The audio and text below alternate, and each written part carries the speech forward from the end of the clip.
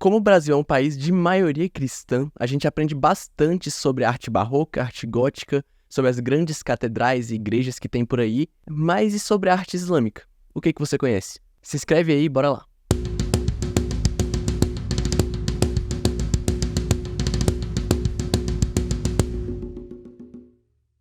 A gente vê o mundo através de um filtro do que a gente conhece. Isso corre o risco de deturpar o desconhecido, assim como impede a gente de ampliar os nossos horizontes quando conhecemos alguma coisa nova. Em vez de nos abrirmos para o crescimento através da incorporação da diferença, forçamos a diferença a entrar nos nossos moldes vestindo a camisa de força da nossa imaginação. Mas que moldes são esses? É bem simples, só de ver o título desse vídeo de arte islâmica, você provavelmente imaginou alguma coisa como pinturas, esculturas ou algum tipo de peça de arte. Isso acontece porque a ideia que a gente tem de arte parte de uma noção europeia e cristã. Obras dentro de um espaço que exigem um ritual meditativo e de respeito, em que a gente não pode falar alto, não pode tocar em nada e tem que ficar por ali andando em círculos só contemplando. Esse espaço, que a gente chama de museu, compreende essas imagens que a gente chama de arte. A gente tem que evitar o toque, a fala, a música e qualquer tipo de envolvimento com objeto que não seja visual. Essas práticas, a princípio racionais e nada religiosas, partem justamente da maneira como o catolicismo lida com as imagens. Martin Heidegger comenta de uma remoção dos deuses das obras. O exemplo que ele usa para explicar isso é a Madonna Sistina, do Rafael Sanzio, que foi encomendada no século XVI por um papa para ficar no altar de uma igreja na Itália. E atualmente, depois de muito andar por aí, ela está em um museu na Alemanha. Só que apesar dessa mudança de espaço, a maneira como as pessoas lidam com essa imagem, tanto no museu quanto na igreja, é praticamente a mesma. Os museus criam, na verdade, uma espécie de aura sacra que não é religiosa. A arte ocidental como um todo poderia ser chamada de arte cristã porque ela foi criada por meio desse molde implicitamente cristão que a gente chama de ocidental.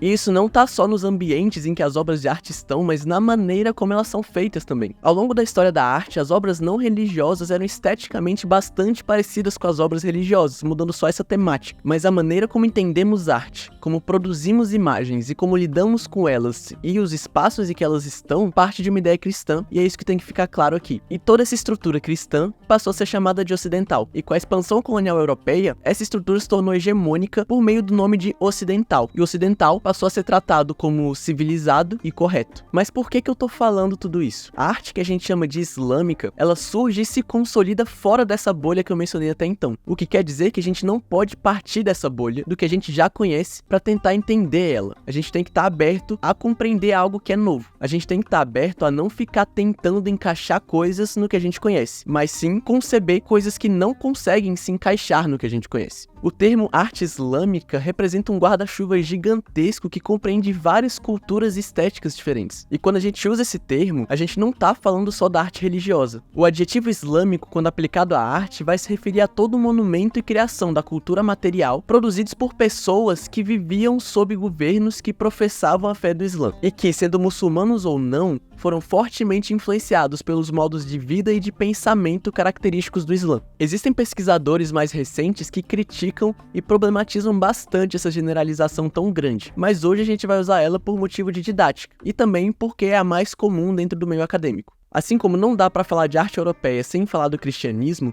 a parcela do mundo que vive sob a fé islâmica passa por um processo parecido. Quando pensamos em produções islâmicas, em geral a gente está falando de não figuração. Arte figurativa é aquela que representa figuras que conhecemos, árvores, pessoas, animais e etc. Sendo não figurativa, as imagens ali não têm um paralelo no mundo real, elas não representam nada e são a princípio irreconhecíveis. Esteticamente isso pode aparecer de várias formas e no contexto da arte islâmica ela aparece em forma de geometria, caligrafia e florais estilizados, que no ocidente foram todos generalizados no termo orientalista de arabesco. Essas coisas não eram regra, mas sim uma tendência que eventualmente se tornou dominante e acabou ofuscando as produções que eram figurativas. Quando vemos imagens tipo essa daqui, a nossa primeira reação costuma ser pensar, caramba, que bonito. Mas se eu dou zoom e mostro os detalhes, muitas pessoas se questionam sobre o que cada uma dessas coisinhas significa. Vemos essas coisas aqui como símbolos e queremos saber o significado. Lembram que eu falei que a nossa ideia de arte parte dessa ideia cristã? Na tradição cristã, a arte sempre busca representar alguma coisa, sejam elas pessoas, divindades, entidades, objetos, abstrações, ideias ou o que for. Isso faz com que inconscientemente a gente ache que tudo tem que ter um significado e que tudo representa alguma coisa. Esse tipo de arte islâmica não representa nada e não busca representar nada. A gente fica tentando encaixar nas nossas caixinhas, chamar de ornamento, de decoração, mas também não é nada disso. Por mais incômodo que isso seja, os termos que a gente convencionalmente usa para falar de arte não são aplicáveis para tudo e qualquer coisa. Um dos primeiros e mais proeminentes pesquisadores sobre arte islâmica no Ocidente, Titus Burckhardt, para tentar explicar a geometria islâmica, vai dizer o seguinte: a arte consiste em modelar os objetos de uma maneira conforme sua natureza, que já contém virtualmente a beleza, pelo fato de provir de Deus. Tudo o que se tem a fazer é liberar essa beleza, torná-la evidente. De acordo com a concepção islâmica mais geral, a arte nada mais é que um método de enobrecer a matéria. Ele comenta também que disse para um mestre muçulmano em uma conversa que acharia lindo decorar uma parede com lebres em um jardim. E o mestre então responde: gazelas, lebres e outros animais existem por toda parte na natureza. Por que reproduzi-los? Mas desenhar 3 rosáceas geométricas, uma com 11 divisões e 2 com 8, e entremeá-las de tal modo que preencham esse espaço perfeitamente, isso sim é arte. A arte islâmica não busca contemplação, ela cria um espaço de conexão com o etéreo. Frases também aparecem nas paredes e no teto como mantras, com uma caligrafia que só dá para entender se você já conhece o texto. Nas religiões abraâmicas como um todo, a palavra tem um significado muito forte. A gente ouve bastante palavra de Deus, palavra do Senhor, palavra da salvação, por aí vai. Só que na arte cristã, essa palavra apareceu muitas vezes como imagens que dialogavam com o povo que era majoritariamente analfabeto. Com o Islã foi bem diferente.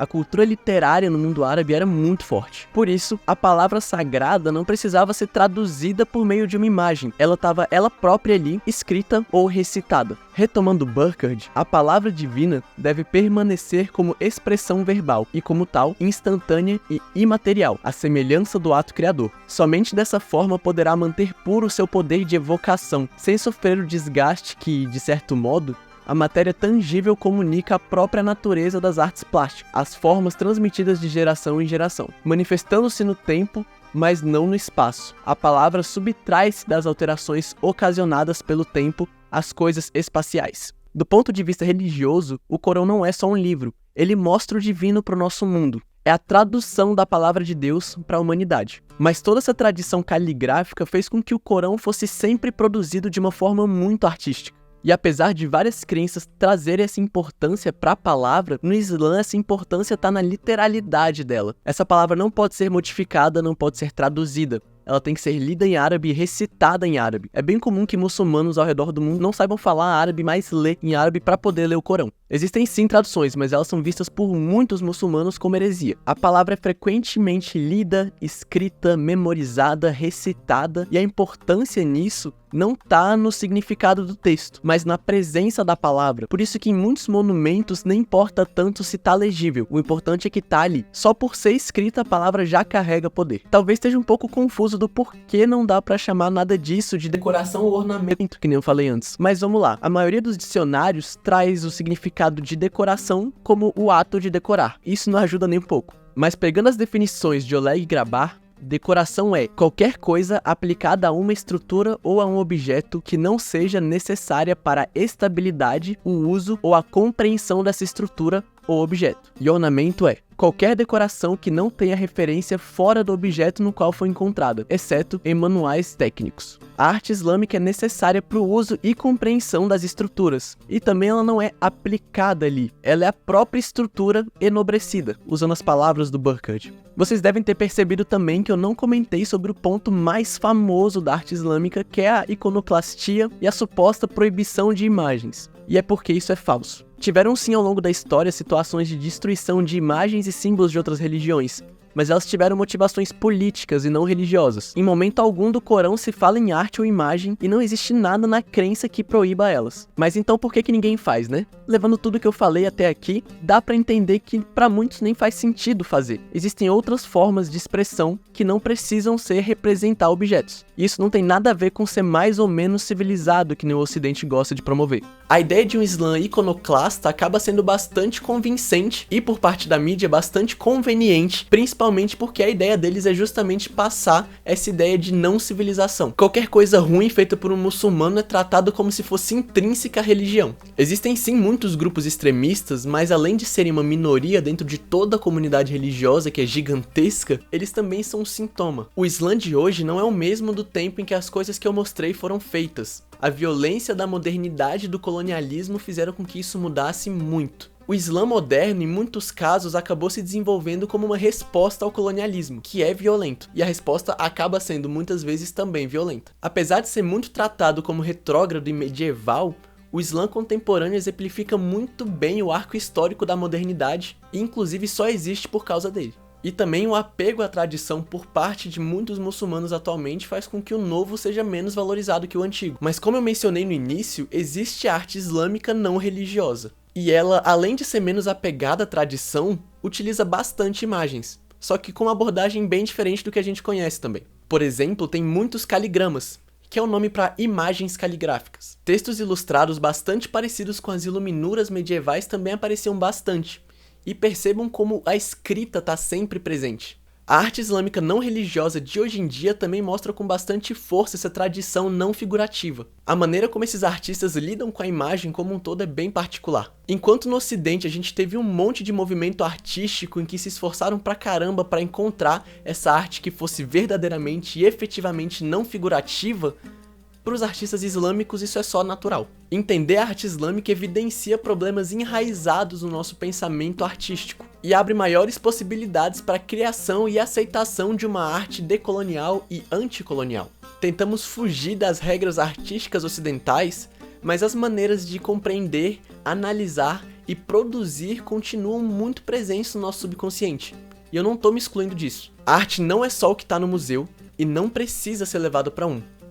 Existe um mundo inteiro de produções e culturas diferentes para conhecer, e por incrível que pareça, elas não são todas igual ao seu. Eu sou o Koba e espero que vocês tenham gostado.